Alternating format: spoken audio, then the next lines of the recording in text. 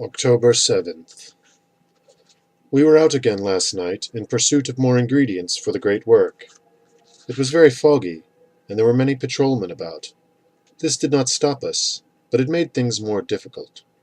The master's blade flashed, the woman screamed, and there was a rending of garments. We passed the great detective in our flight, and I inadvertently tripped his companion, whose limp had lessened his ability to avoid onrushing canines. As we crossed the bridge, Jack unrolled a strip of cloth and regarded it. "Very good. It is green," he remarked. Why his list of materials required the edge of a green cloak worn by a red-haired lady on this date at midnight and removed while still upon her person, I am uncertain. Magical rotas sometimes strike me as instructions for lunatic scavenger hunts.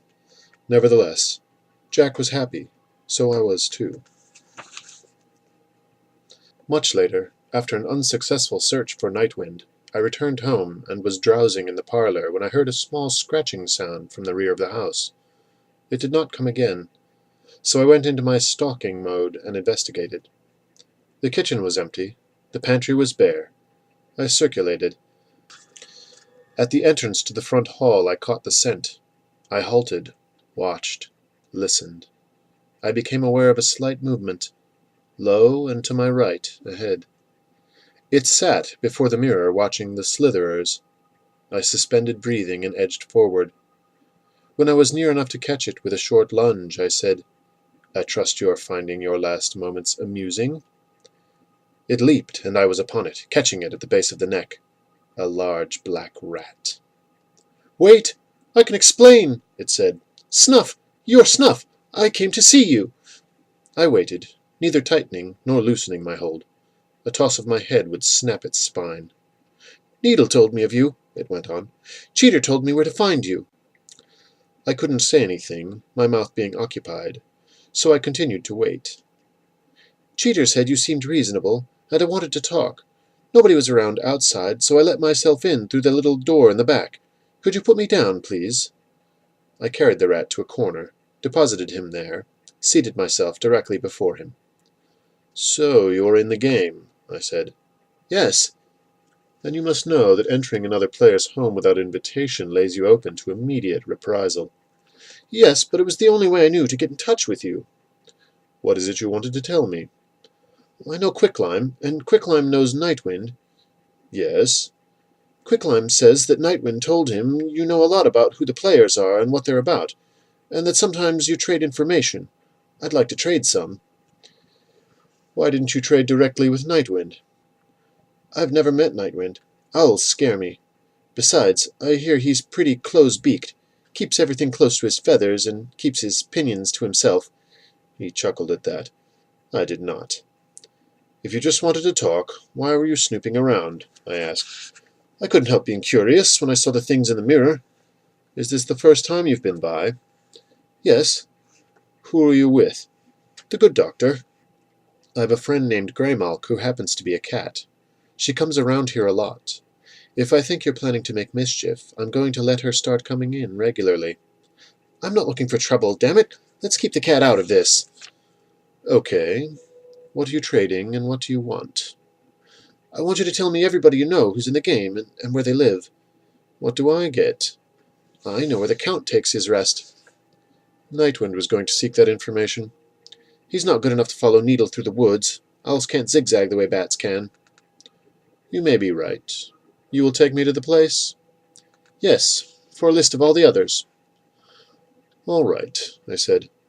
"But you came to me. I get to make the terms. Show me the place first, then I'll tell you who else is playing." "I agree. And what may I call you?" "Bubo," he replied. I backed away. "Let's go," I said.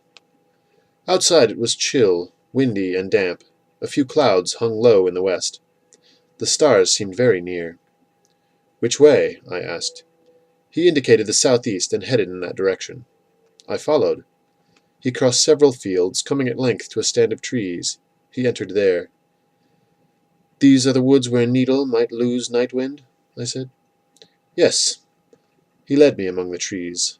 Finally we came to a very rocky clearing, and he halted. "Yes," I said. "This is the place." "What is it?" "The remains of an old church. I walked forward, sniffing. Nothing untoward. I climbed the low hill on which the ruins stood. Among the blocks of stone I saw an opening. When I peered within, I saw that it continued forward. "Goes back," I said, "as if this wasn't always ground level. As if much of it were covered up, overgrown. We're actually standing above the ruin, aren't we?" "I don't know. I've never been down in it," he replied. "That isn't the spot. The cemetery's down the hill over that way." He headed in the direction he'd indicated, and I followed. There were a few fallen, half-buried markers about. Then there was a bigger place, I realized, when I saw that the lines of stone in the ground were what had been the tops of the walls of a crypt. Weed grew amid them. Bubo rushed forward, stood in their midst. "See, there's a hole there," he told me. "His stuff's down there." I moved toward it, looked inside. It was too dark for me to distinguish anything. I wished Nightwind or Greymalk had been along. "I'll have to take your word for it," I said, "for now." "Then tell me the names and places you'd promised." "I'll tell you as we walk along, away from here. Does this place make you nervous?" "It's not a month for taking chances," I said. He laughed. "That's very funny," he said. "It is, isn't it?" I replied. The dying moon came up above the trees, lighting our way. With midnight's chimes, speech comes to me. I rose and stretched, waiting for them to cease. Jack, having roused himself especially for the occasion, watched me with a mixture of amusement and interest. "Busy day, Snuff?" he asked. "We'd a visitor while you napped. The rat Bubo," I said, "companion of the good doctor. And we traded a list of the players for the location of the Count's grave. He said it was in the cemetery in a ruined church to the southeast. Showed me the place." "Good work," Jack replied. "How does this affect your calculations?" "Hard to say. I'm going to think about it, and then I'll need to do some walking." "Still early in the game," he said. "You know how the picture can change." "True," I replied, "but at least we're somewhat better informed than we were. Of course, we must check the contents of the crypt by day, to be certain. I think I can persuade Greymalk to do that. Not Quicklime. I trust the cat more. I'd rather share information with her if it must be shared." "You know her persuasion, then?" I shook my head. "No, I'm just going by my feelings." "Has she spoken of her mistress, Jill?" "Not in any detail. I believe the lady is younger than she causes herself to appear." "That may be. I just don't know. I haven't met her." "I have. Let me know if the cat talks party politics." "I will. But she won't. Not unless I do, and I'm not about to." "You're the best judge of that situation." "Yes. Neither of us has anything to gain by volunteering information at this time.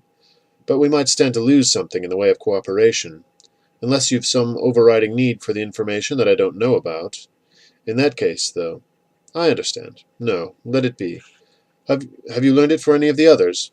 "No. Are we going out tonight?" "No, we're set for now. Have you any plans?" "A little calculation and a lot of rest." "Sounds like a good idea." "Do you remember that time in Dijon, when that lady from the other side managed to distract you?" "It's hard to forget. Why do you ask?" "No special reason. Just reminiscing. Good night, Jack." I moved to my favorite corner and settled with my head upon my paws. "Night, Snuff." I heard his retreating footsteps. It was time to visit Growler for a workshop in advanced stalking. Soon the world went away.